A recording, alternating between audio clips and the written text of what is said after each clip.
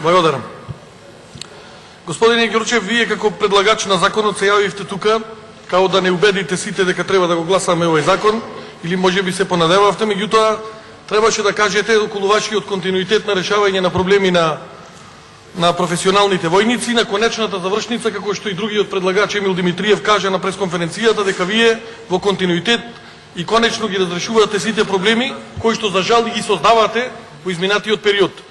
Меѓутоа, фактот е непобитен дека овде закон предложен од госпоѓата Лилјана Поповска беше на 16.10, а вие одржавте на 30.10 кон пресконференција, каде што спектакуларно најавивте дека ќе го решите проблемот на професионалните војници и дека тоа го правите во континуитет. Јас ги побарав стенограмите од пред неколку години, дополнително ги најдов и изјавите на тогашниот министер Зоран Коњановски, кој што исто така, кога се појави проблем со оваа структура на професионални војници, а беше во голем број пред уште неколку години, бидејќи истите луѓе протестираа и пред владата, исто со шатори, исто со глад. Истото сега до пред неколку дена се случуваше пред Собранието на Република Македонија и сега вие излеговте спектакуларно, изигрувајќи ги сите правила, во скратена постапка пуштивте закон тука. И сега се вадите на бројки, биле различни бројките во делот на фискални импликации. Прво, господине Ѓурчев, што требате да кажете затоа што не сте убедени прво како бројка или имате друга намера, е да кажете за колку луѓе станува збор. За 110 станува збор луѓе, 140, 145. Која е бројката? Или флертувате со бројка која што после дополнително сакате да ја надополните со ваши партиски војници, како што редовно го правите. Значи не може да не се излезе да се каже да станува збор за олку војници. Мора оние кои што гласаат треба да знаат за колку, бидејќи работиме се по вашиот закон. Колку фамилии се? Ги убедувавте со денови, на изминатите денови, да се повлечат се со цел да им кажете вие дека ќе го решите проблемот, а не дека фактот дека оваа власт со години краде идеи, краде предлози за да спечели ефтини политички поени. Тоа го прави. Пред неколку години исто го направивте со законот за минимална плата, исто го направивте со законот за енергетска сиромаштија, исто со осигурениците во фондот за здравствено осигурување, истото и со ова сега. Очигледно е дека вие само функционирате на притисок. Доколку осетите дека опозицијата дава добар предлог, независно од кого е стигнат, вие одма реагирате за да се прикажете како големи херои дека сте го решили овој проблем. Па гладот е одамна започнат кај тие војници. Не како што ми реплициравте на комисијата да зборуваме за 2002-2003. Сега сме 2015. Овој проблем трае со години. Во 2009 година исто така луѓето протестираа. Исто со глад и вие баравте начин за да добијате политички поени, за да гласаат на избори, истото да го правите. Истото го правите и сега. Инаку ако е континуитет, ако е конечна завршница, зошто Министерството дава изјава дека треба да ги разгледа, да ги испланира и организира работите? И дека за тоа му е потребно месец дена. Ако е континуитет, јас не гледам причина дека треба еден месец дена да помине. Тие автоматски имале решение за проблемот и може ли да го превенираат уште пред неколку месеци, да им соопштат на професионалните војници дека не се со намера тоа да го решат. Или дека се со намера тогаш кога беше постигнат договорот во Пржино и кога ќе има избори. Немој да ми кажете вие дека многу сте се засекирале за овие 100 и неколку луѓе кои што не ги кажувате како бројка. Чисто крадење на идеи и инаку зошто во редовна постапка, зошто пред месец дена, пред два не го направивте ова, а не во скратена вака шверцерски, за да се украде идејата на опозицијата. Не станува збор, мислам. Која е разликата од тој закон што е предложен од опозицијата и овој вашиот? Освен ако не сакате да кажувате за бројките.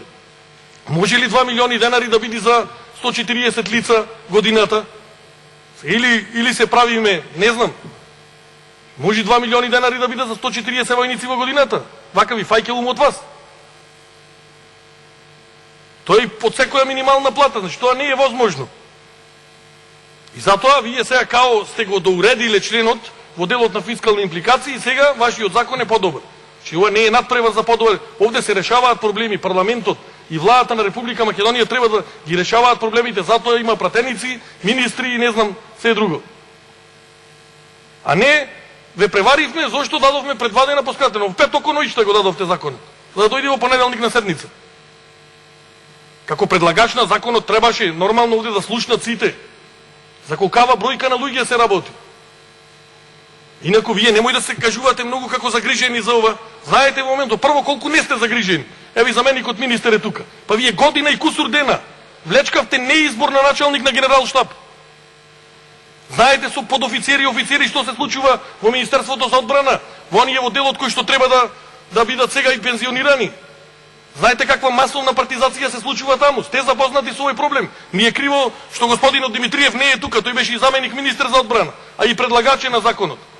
На таков начин грижа се покажува. Немојте, таму се случува страшна партизација со поставувањето и на новиот началник на генералштаб. И сега вие ми кажувате дека ги решивте сега професионалните војници. Смешна беше пресконференцијата. Тоа го направивте за да ги повикате луѓето кои што имаат проблем. Тие имаат проблем, нерешен проблем со години. Зошто тогаш нивниот проблем, кога го решававте на тие како што се фалите 4000 војници, не го решивте на овие плюс 140? Или требаше да ги држите на кумплук? Ако требаше да држите на кумплук, за кога ќе дојде времето, за као да гласаат за вас, тогаш да им го решите проблемот. На овој начин мислите вие дека покажувате, не знам колку се грижите за армијата? Па е таа единствениот пример во оваа држава на кој што треба сите луѓе да се гордеат и граѓани. И тука најдовте начин како да ја запустите работата. И затоа, секогаш кога нешто опозицијата предлага, изјаснете се, може би е добра работата, или ви е страв дека на тој начин СДСМ или било која друга опозициона партија ќе привлече политички поени. Не е ништо срамота, ако некој друг даде предлог и тој предлог биде поддржан. Зошто на тој предлог не го доуредивте вие амандмански? Еве да кажете да, вие грешите во делот на сумата, еве ние со амандман ќе ја поправиме и ќе биде заеднички закон.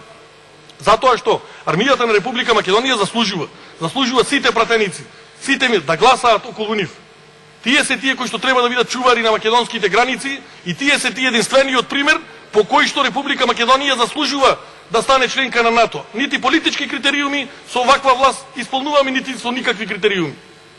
И затоа излезете овде достоинствено кажете.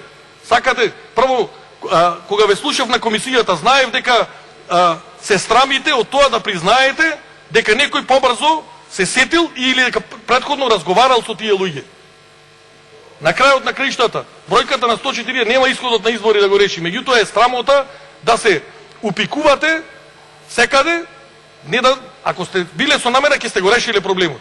За 104 вие сте решиле во администрација еден куп, сте пикнале партиски војници за 140 луѓе, со мака луѓе. Луѓе гладни, луѓе кои што не можат да си ги платат сметките на први. И сега као со спектакуларна пресконференција вие решивте да ја завршите работата. Тоа е срамота. Тоа е срамота за оваа власт. Баш сакам да ми одговорите на овие прашања што ги поставив, за во една така реплика да уште еднаш се соочиме. Благодарам.